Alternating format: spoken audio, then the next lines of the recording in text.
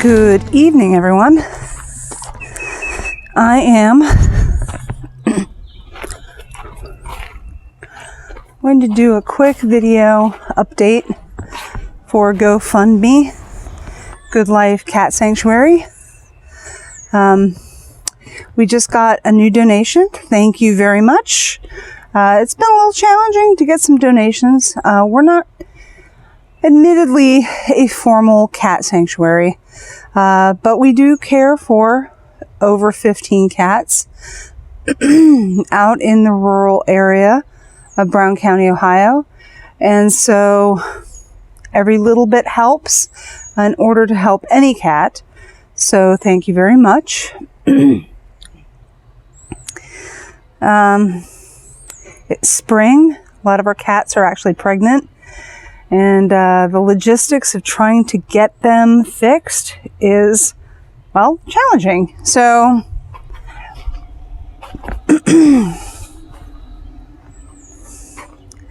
and there they go, off into the wilderness. I managed to get one cat fixed this spring so far, and she freaked out and she disappeared for several days, actually. She was one of the more wild ones. Our technique basically is that you can see that we have two traps. One of them is borrowed, one we purchased. We feed them 2 times a day. We have a morning feeding and we have an evening feeding at 4:30. And so we've counted about 15 cats. Now, our neighbor next door passed away this past year, and the neighbors across the street from them were taking care of them. Well, they're moving to Idaho, so they asked if we could take care of the cats over there. So every other day I have to go over there. Someone's buying food. They put it in a garbage can. I pull the food out, and there's about 4 or 5 cats that I have found over there. They'll probably migrate over here. So we're doing our best. Anyway, but again, as you can tell, any little bit helps at this point. I really actually would wish that we had more physical help in terms of getting these cats physically to the which is the Ohio Alley Cat Rescue Community Cat Shelter in Hamilton County, Ohio. Because that's the biggest thing. And the logistics of trying to get these cats in 2 shelters, in 2 cages at a time is tricky. And so, trying to get them fixed and trying to get them, this whole situation done is a little tricky.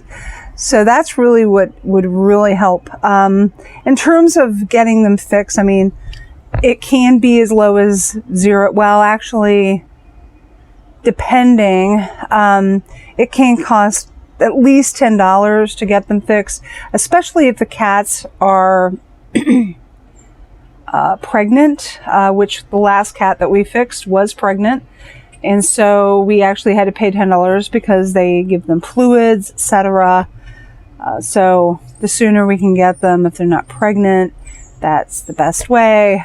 But again, we're only allowed to take in 2 cats at a time. I actually had one of the volunteers that had some surgery appointments, but it's really pretty much about the logistics. And so trying to get the logistics of these cats gathered up, collected, and transported. I'm willing to drive these cats in, even pick them up. We have to drop them off. We can drop them off at any time of the day, but we do have to pick them up before like 8:30 a.m. So like the next day or the following day, depending on what their schedule is. So it is really kind of tricky. It's not a really kind of easy, like just pick them up, drop them off, and with the free drop off with the semi-ferals, they do ear tip them, which means they cut off a piece of the ear. Now, if you're dealing with a community cat, community cat, that makes a lot of sense, because if you are dealing with a cat that may be very feral, you would go, oh, by sight, you'd be able to see the cat has been fixed. So you're not going to waste your time and your energy in trying to catch that cat in order to get them fixed. However, our cats are basically semi-feral. So they're a little skittish, but with enough human interaction, which we have tried to do over the year, pardon me, we have tried to basically make them hand tame. And so anyway, they've all disappeared because they're not as familiar, they're more familiar with my partner. I had kind of a bad luck situation with one of the cats I was trying to capture. And I don't know if you can see that. There's one of our cats over in our garden. And the trap, so you can see that the doors, you have to kind of finagle them. It slammed shut, made a loud noise, and they all scattered. So they became there's one. Is that our little? No, that's not one of the ones. She needs to be fixed too. But yeah, so it's a little tricky. And you may be saying, well, why don't I just give to my local cat shelter? Well, that's all well and good, and you can certainly do that, but also there are a lot of individual people that are trying to assist in getting these cats fixed in assistance. So, it's kind of like you are helping the overall situation when you help individual private communities like this. So I do really, really thank you for helping our cause, the cause in getting cats fixed in general. I do really appreciate it. It really goes to helping the cat population as a whole, whether you support a local well-known shelter in your area or an individual such as ourselves that really is trying to, because a lot of these shelters are full. They're going to be looking for foster care anyway.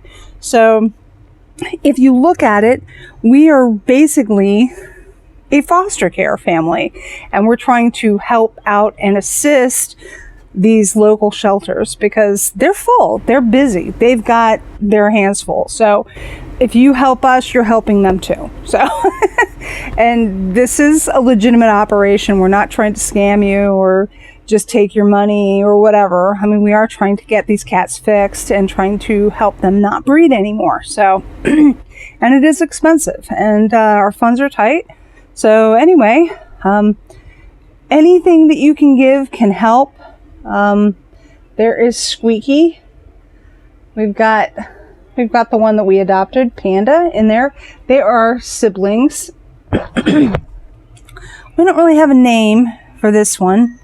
There's a few that we don't have names for.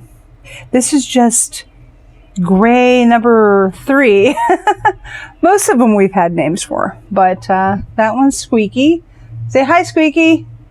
And Squeaky has been one of our celebrity cats. So, and say hi, Panda.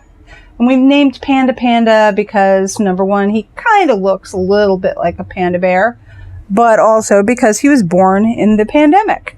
So, anyway, you can tell that the cat is bored now. So this is one of our kitty shelters that we actually moved from the side of the house. There's another part of it. But yeah, so this is kind of the situation that we have.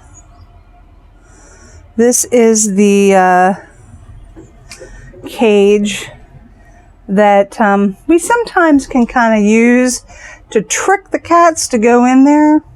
And we close the door, and then we'll put the cage up, one of these cages over here, up to the door, and then kind of try and trick them into going into the cage. They sometimes don't like that, but whatever. And that's George. That's one of our male cats. He needs to be fixed too. So, and as you can see, Squeaky, I believe, I don't know if she's female. She might be a female. So we need to get her fixed. But anything that you can help really would be a big help. So it's all welcome. And I just wanted to kind of give an update. And I hope everyone's having a good evening. And I'll let that go. Good night.